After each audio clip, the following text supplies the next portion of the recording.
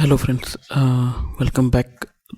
ఈరోజు psychology of money chapter 8 man in the car paradox. So దీంట్లో ఏం చెప్తారంటే, ఈ ఆథర్ వచ్చేసి వ్యాలెట్ పార్కింగ్ హోటల్ ముందర వ్యాలెట్ పార్కింగ్ కింద స్టార్టింగ్ ఆఫ్ ద కెరియర్లో వర్క్ చేశాడు. ఆ చేసేప్పుడు అతను ఏమని చెప్తాడంటే, అతనికి రోల్స్ రాయల్స్, ఫెరారీ, ల్యాంబోర్గిని ఇలాంటి మొత్తం అరిస్టోక్రాటిక్ కార్స్ ఏవైతే ఉంటాయో రైడ్ చేసే అవకాశం వచ్చిందన్నమాట. అతను ఒక డ్రీమ్ ఉంది, అలాంటి కార్ తను ఎప్పటికైనా ఓన్ చేసుకోవాలని ఉండింది. కానీ దానికి ఉన్న రీజన్ ఏంటంటే, అది కనుక అలాంటి కార్స్ కానీ ఉంటే మా అవతల వాళ్ళకి మనం సిగ్నల్ ఇస్తాం. బేసిక్గా ఏంటంటే, మనం స్మార్ట్, మన రిచ్, మనకు ఒక టేస్ట్ ఉంది, మనం ఇంపార్టెంట్, సో నన్ను చూడు అనేదానికి. బేసిక్గా ఏంటంటే, to be specific, attention draw చేయడానికే హై ఎండ్ కార్స్ అనేది యూస్ చేస్తామని చెప్తాం అన్నమాట.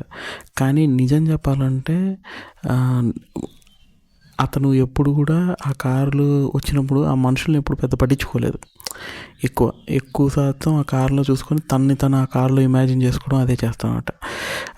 అంటే నువ్వు ఎవరబ్బా ఈ కార్ తీసుకున్నారు అనేది అనుకునేదానికన్నా కూడా, ఈ కారు నాకుంటే ఎంత బాగుంటుంది, నేను డ్రైవ్ చేస్తూ ఉంటే ఎలా ఉంటుంది అనేదే మన సబ్కాన్షియస్ మైండ్ అనేది సిగ్నల్ చేస్తుంది.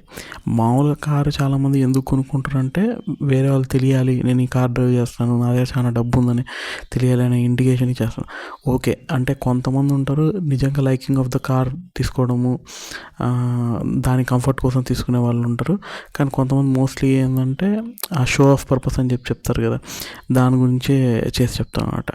సో ఇతను ఏం చెప్తానంటే, ఈ ఆథర్ తన అబ్బాయికి ఒక లెటర్ రాసి పెట్టానమాట. ఏం చెప్పాడంటే,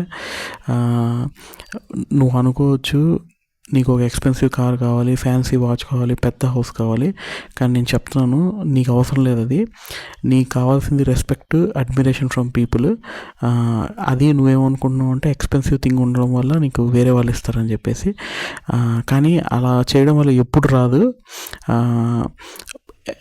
ఎస్పెషలీ నువ్వు ఎవరైతే నేను రెస్పెక్ట్ చేయాలనుకుంటున్నావో వాళ్ళు అసలు చేయరు.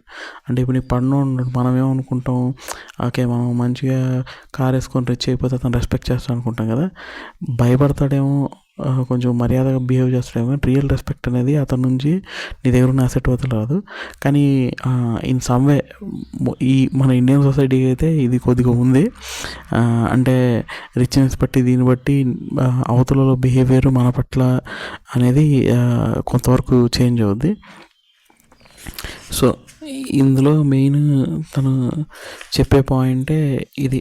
ఫెరారీస్లో వాటిల్లో వచ్చేసేసి కార్ వస్తే మనం వాళ్ళు ఏమనుకుంటారంటే, వీళ్ళు మన దాంట్లో వస్తాం కానీ అడ్మైర్ చేస్తారు. కానీ రియల్ థింగ్ ఏంటంటే, ఆ డ్రైవర్ సీట్లో ఉన్న వాళ్ళు నోటీస్ చేయరు, ఆ కార్ని ఒకటి నోటీస్ చేస్తారు, అది మనకుంటే బాగుంటుందని థింక్ చేస్తారు అనమాట. ఇంకొక మెయిన్ పాయింట్, ఇతను చెప్పాలనుకున్న పాయింట్ ఏంటంటే, అది బిగ్ హోమ్స్లో ఉన్నా కానీ లేకపోతే జ్యువెలరీ క్లాత్ కానీ ఇవన్నీ ఉంటాయి అన్నమాట. ఇక్కడ నేను మెయిన్ చెప్పాలని పాయింట్ ఏంటంటే, ఈ పర్స్యూట్ ఆఫ్ వెల్త్ని అబాండన్ చేయమని చెప్పట్లేదు, లేదా ఫ్యాన్సీగానే అబాండన్ చెప్పట్లేదు. కానీ వేరే వాళ్ళ కోసం చేసేదాన్ని వదిలేయండి. మీకు నిజంగా నచ్చేదన్నా చేస్తే చేయండి.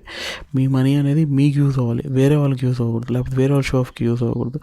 మీరు ఏదైతే కారు లేకపోతే జ్యువెలరీ కొన్నారంటే అంత అమౌంట్ మీ దగ్గర తగ్గిపోయిందని అర్థం బేసిక్గా.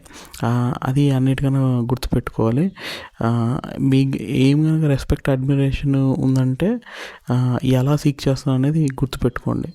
మీరు హంబుల్గా మంచిగా ఎంపతితో ఉంటే మిమ్మల్ని ఎక్కువ మంది రెస్పెక్ట్ చేస్తారు, ఐదర్ దెన్ మీరు కారు తీసుకునేదానికన్నా కూడా.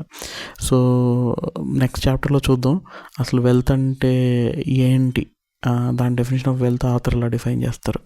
So thank you.